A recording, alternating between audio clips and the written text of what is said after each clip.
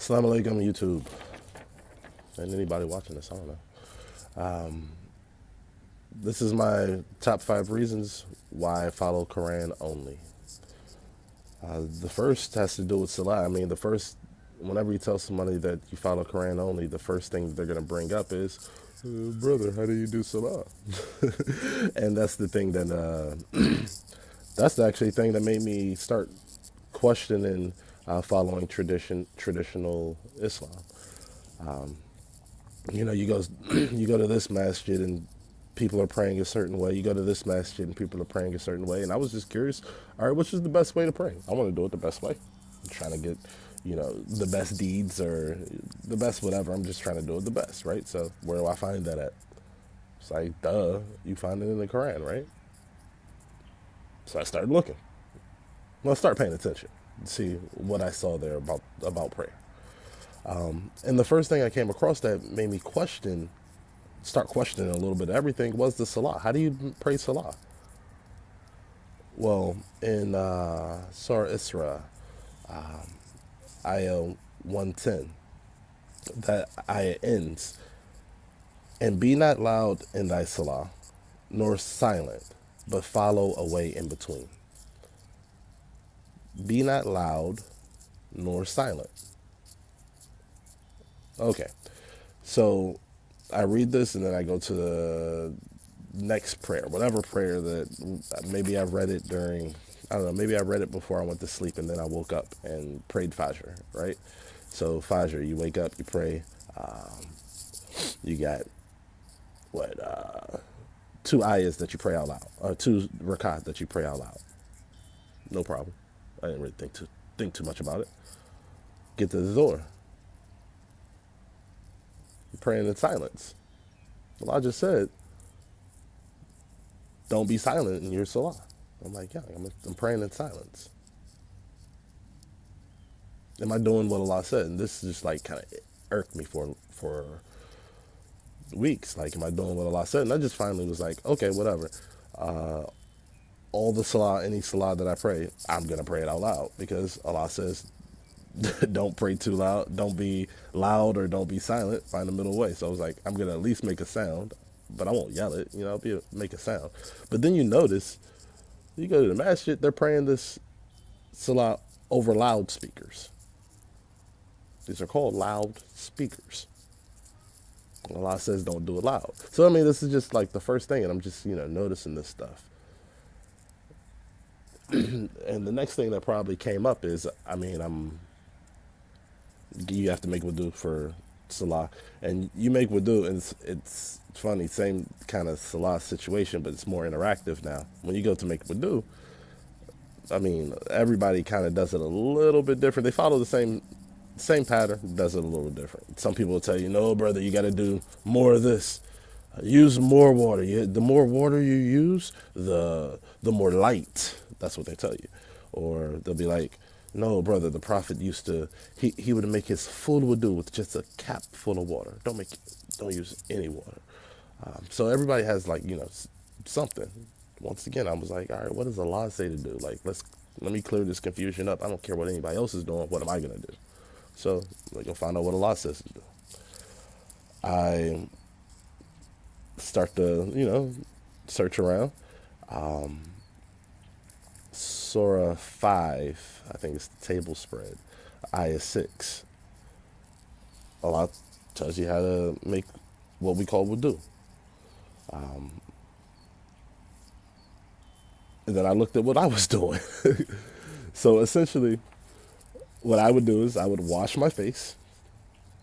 And, the parts of my face. So you wash your face 3 times. You wash your nose 3 times. Your mouth 3 times. Your ears 3 times. And then I would wash my hands up to the elbows 3 times. Then I would wash my hair. More just wipe my hair. And then I wash my feet. Now, all the 3 times stuff aside, Allah never says anything about 3 times. But then I was looking at the order of it. Allah says, wash your hands up to the elbows. and your face. Then he says, wipe your hair and your feet. So, hands, face, wipe, hair, feet. 4 steps. Hands, face, hair, hair, feet. But the way that I was doing it face, and I was washing my face with all these extra steps. Hands with a few extra steps. I was, wiping my feet. I was wiping my hair, I'm sorry, and washing my feet. Which, yeah, it's close, but it's not the same thing. And it may not sound like it's a difference, but I had the premise in mind that God's book is perfect. If God's book is perfect, like if a chef gave me a recipe that's perfect, it came out with the perfect dish. The recipe says this, this, this, this. I'm not gonna change the order. It's perfect, and I'm certainly not gonna add anything because it's perfect. If it wasn't, if I added something, that means it wasn't perfect. Or if I added something to something perfect, I made it less perfect because now it has too much of something. So for me, I was like, whoa, okay, forget how I'm making Wudu here. Before I do my medium toned salahs through the day, I'm going to wash myself. I'm going to do it the way Allah says it in the book. But now, after maybe a year of this, it's just kind of like, man, why am I so different than everybody else? And people would notice. People would notice that, if they pray Dhuhr or Asr with you and you're praying it out loud, they'd be like, why are you praying it out loud? Of course. People would less notice the Wudu, but, you would notice that you're in and out and they're, there for a little bit making Wudu. And it's just kind of these things, I don't know. They got inside of me. They were just like, they were bugging me. What do I do? So you start talking to people. You start, discussing it with people, and everybody points you back. Well, yes, and Sahih this or this book of Hadith that. The Prophet gives us the details for how to do these things. He gives us the details for how to make Salah, the details for how to make Wudu. Allah tells us to do it, but the Prophet gives us the details. Okay. So going back to my premise of Allah's book being perfect, well, it's not perfect if it's lacking something that you needed. Somebody else had to add something, like the Prophet had to add the details, and brothers would be like, no, he didn't add anything. He just showed us the details. He explained it. Yeah, I understand your nuance there, but all throughout the Quran, which would be my third reason, Allah says this book is perfect and fully detailed. Fully detailed, over and over again. It's even a chapter name, fully detailed. So the details are in the book, according to the book. So now I can't listen to these people that are telling me, that are clearly telling me the opposite of what Allah is telling me. Allah says the books are detailed. They tell me the Prophet has to give me the details. So I'm like, okay. I don't know, but I'm going to find out what the best hadith is. And that goes without saying. What's a hadith? A story, a narrative, sayings. What's the best story? What's the best narrative? What are the best sayings? It's the Quran. And Allah says so himself. He calls the book the best hadith. I wish I had the ayah right here. Inshallah, I'll put it in the description if I put this on YouTube or something.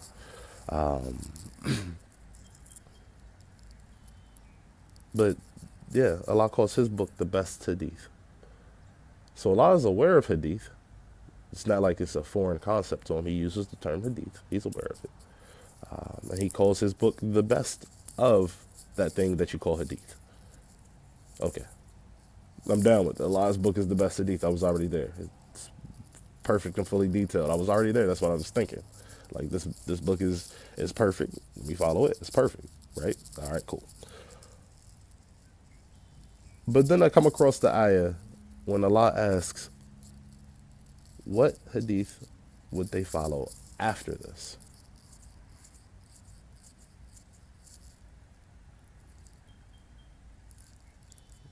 How do you answer that question? How do you have an answer for that question? Allah calls his book the perfect book, and then in Surah 45, Ayah 6, he says,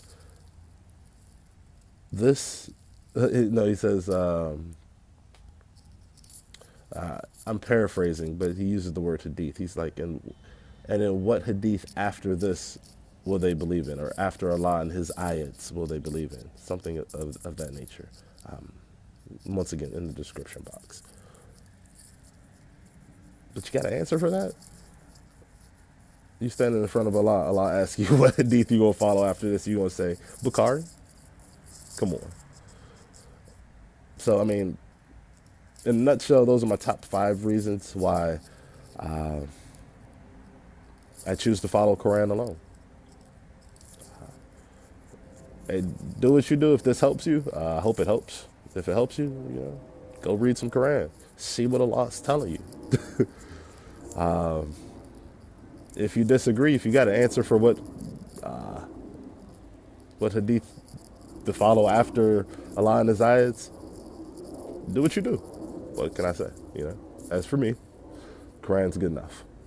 Assalamu alaikum wa rahmatullah.